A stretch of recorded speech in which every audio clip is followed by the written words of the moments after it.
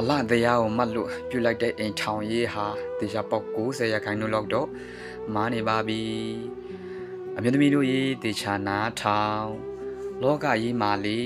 ခေဝါတဲ့ပကုံးကိုမြည်စရာမလိုနောင်တကင်းမဲ့တဲ့ပကုံးကိုရှာရတတ်ဖို့တလူအပ်တယ်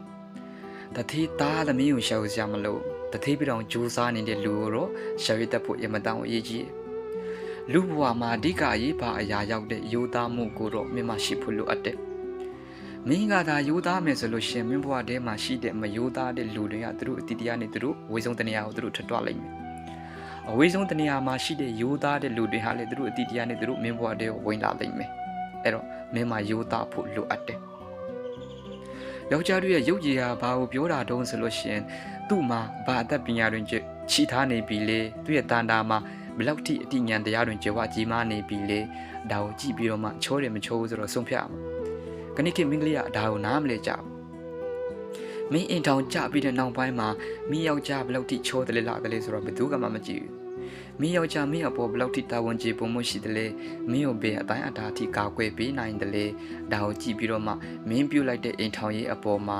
ဘလောက်ထိပညာသားပါတယ်လေမင်းကဘလောက်ထိအမျိုးအမြင်ကြီးမားတဲ့မင်းကလေးဖြစ်တယ်လေဆိုတော့ကြည့်ပြီးတော့မှဆုံးဖြတ်ကြအောင်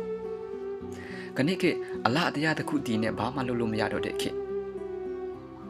မင်းအပေါ်မှာရှိတဲ့လားတရားကိုလားလို့ခံစားတဲ့ခါကျတော့ဘဝပြတ်တော့တဲ့မင်းကလေးရဲ့တပုံရဲ့ဘဝပြတ်တာကိုမှရည်နစ်ပြီးတော့မှပြတ်တာ